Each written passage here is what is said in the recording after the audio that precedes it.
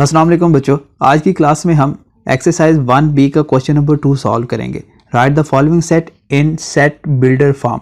इसमें tabular form में question दिया हुआ है, आपने इसको सेट बिल्डर फॉर्म में लिखना है।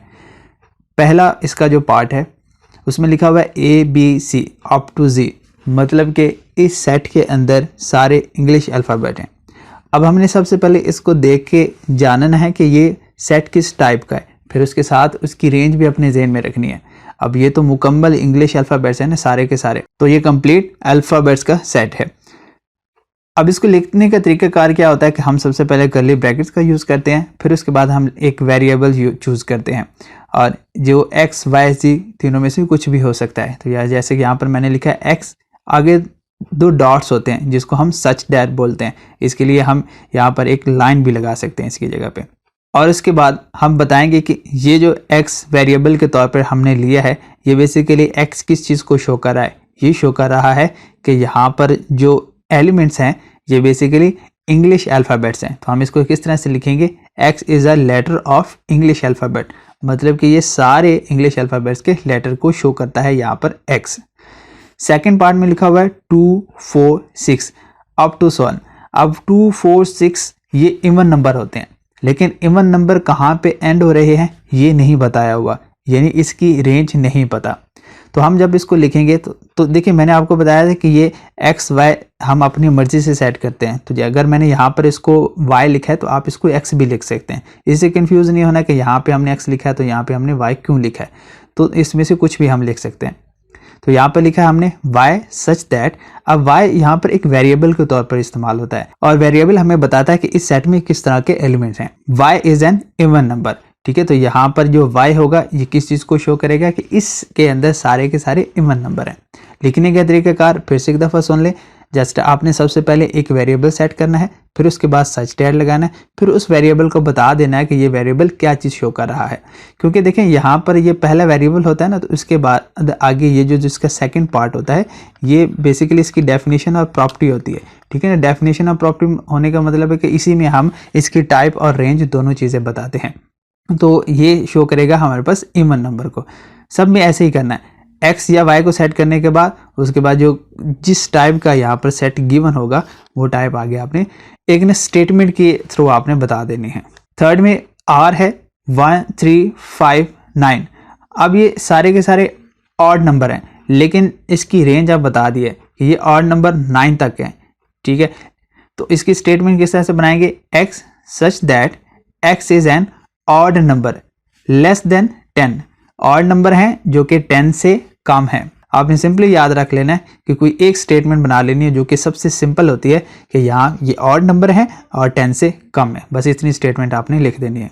अब 4 में है S is equal to jasmine, carnation, sunflowers. यहाँ पर ये 3 टाइप के फ्लावर्स दिए हुए हैं, तो हम लिखेंगे यहाँ पर y such that y is the name of the flower. T is equal to January, June, July. अब जनवरी, जून, जुलाई ये वैसे तो साल के महीने बनते हैं, लेकिन यहाँ पर एक चीज़ कॉमन है इन दिनों के अंदर कि ये जनवरी इसका फर्स्ट लेटर भी जे है, जून का फर्स्ट लेटर भी जे है और जबकि जुलाई का फर्स्ट लेटर भी जे है। तो हम कहेंगे x such that x is the name of month start with J. साल के उन महीनों का सेट है जिसका फर्स्ट लेटर जे है। तो ये वाली स्टेटमेंट आपने बनानी है इस सेट के लिए जब हम इसको टेबुलर फॉर्म से सेट बिल्डर नोटेशन में लिखेंगे। तो फिर m इज इक्वल टू 2। अब ये इस ऐसा सेट है जिसके अंदर एक ही एलिमेंट है और ये एलिमेंट 2 है। 2 इवन नंबर में से सबसे छोटा नंबर होता है। अब इवन नंबर 2 से स्टार्ट होते हैं और ये सबसे उसमें से छोटा होता है। इस वजह से हम इसको कहेंगे x such that x is the smallest even number. ये सबसे छोटा इवन नंबर है, तो क्योंकि ये सबसे छोटा इवन नंबर है तो इसी को हम एक स्टेटमेंट की मदद से लिख देंगे। अब 5वें में यहाँ पर लिखा हुआ है कैट, टाइगर, लायन। ये ऐसे एनिमल हैं जिनके पंजे होते हैं और ये हैं भी एनिमल्स हैं, तो इसी वजह से हम कहेंगे कि G such that G is the animals belong to felines family. इसके नेक्स्ट में है केक, बिस्किट, पेस्ट्री। अब अगर देखें तो ये सारी चीज़ें तो बेकरी से मिलती है ना, स्वीट्स हैं ये। तो हम लिखेंगे y such that y is the 3 bakery sweets. तो आपने बस यहाँ से जो भी सेट गिवन होगा उस सेट को देख के उसकी टाइप को समझना है और फिर उसी टाइप को एक स्टेटमेंट की मदद से नीचे लिख देना है। बस इतना सा काम करना है जब आप इसको सेट बिल्डर नोटेशन में लिखेंगे तो। इसके बाद है ए सेट 4, 8, 12, 16।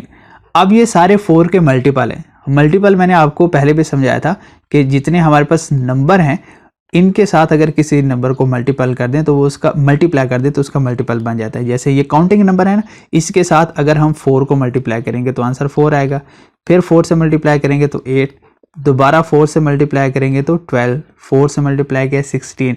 तो देखें ऊपर सारे यही आंसर आ रहे हैं 4, 8, 12, 16। तो ये मल्टीपल हैं, किसके मल्टीपल हैं? 4 के मल्टीपल हैं। तो इस वजह से हम यहाँ पर लिखेंगे x such that x is multiple of 4। 3, 6, 9। अब ये 3 के मल्टीपल हैं। इन्हीं काउंटिंग को अगर हम 3 से मल्टीप्लाई कर देते हैं यहाँ से इस तरह से, ठीक है, तो 3 1 से मल्टीप्लाई कर, 3 2 से मल्टीप्लाई होने के बाद 6 और 3 से मल्टीप्लाई होने के बाद 9 आएगा। ऐसे ही अगर हम यहाँ पर 4 होता तो ये 3 से मल्टीप्लाई होने के बाद यहाँ 12 आ जाता। तो आगे सोन चलते जाएंगे तो ये कहलाएगा x such that x is multiple of 3। ये सारे 3 के मल्टीपल हैं। ई में है 21, 28, 35, 42 एंड 49। अब ये सारे 7 के मल्टीपल हैं। जैसे अभी हमने 3 और 4 के मल्टीपल पढ़े ना, इसी तरह 7 के हैं। यानी काउंटिंग नंबर को अगर हम 7 से मल्टीप्लाई करें तो ये इस तरह से आंसर आते हैं। लेकिन यहाँ पर जो एलिमेंट्स हैं इनकी एक रेंज भी बताई हुई है जो कि 49 है और स्टार्टिंग जो है वो 7 से नहीं हो रहे। लेकिन जितने अगर हम 3 के काउंटिंग की बात करें तो 3 को 1 से मल्टीप्लाई करें तो 3 आएगा, मल्टीपल की बात करें। 4 के मल्टीपल की बात करें तो वो 4 से स्टार्ट होता है। तो 7 के मल्टीपल की बात करें तो यहाँ पर ये 7 से स्टार्ट होना चाहिए था, लेकिन 7 से नहीं हो रहा बल्कि 7 से आगे 21 से स्टार्ट हो रहा है और एंड कहाँ पे हो रहे हैं? 49 पे एंड हो रहे हैं। तो हम कहेंगे कि ये x such that x is multiple of 7 लेकिन बिटवीन 20 एंड 50, जो कि 20 और 50 के दरमियान में आने वाले हैं।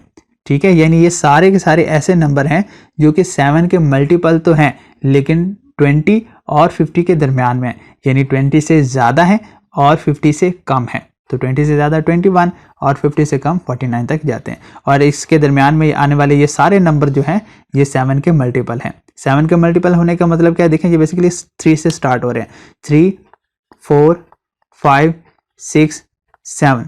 तो देखें 3 को हम 7 से मल्टीप्लाई करेंगे 21, 4 से मल्टीप्लाई किया 7 को 28, फिर 7 को 5 से मल्टीप्लाई किया 35, इसी तरह से हम 7 को 6 से किया 42 और 7 को 7 से मल्टीप्लाई किया तो ये 49 बनता है। n is equal to 6, 12, 18। अब ये जो है ये 6 के मल्टीपल है। ठीक है, 1, 2, 3। 6 से मल्टीप्लाई करें आंसर 6 आएगा, यहाँ 6 से मल्टीप्लाई करें आंसर 12, फिर 6 से मल्टीप्लाई करेंगे 18। ऐसे अगर कोई और होता तो ये 6 से मल्टीप्लाई होने के बाद 24 आता, लेकिन वो इस सेट में है ही नहीं। इसमें सिर्फ 3 ही एलिमेंट दिए हुए हैं, 6, 12 और 18, और ये तीनों 6 के मल्टीपल हैं। ठीक है, तो हम इसको लिखेंगे x such that x is first 3 multiple of 6।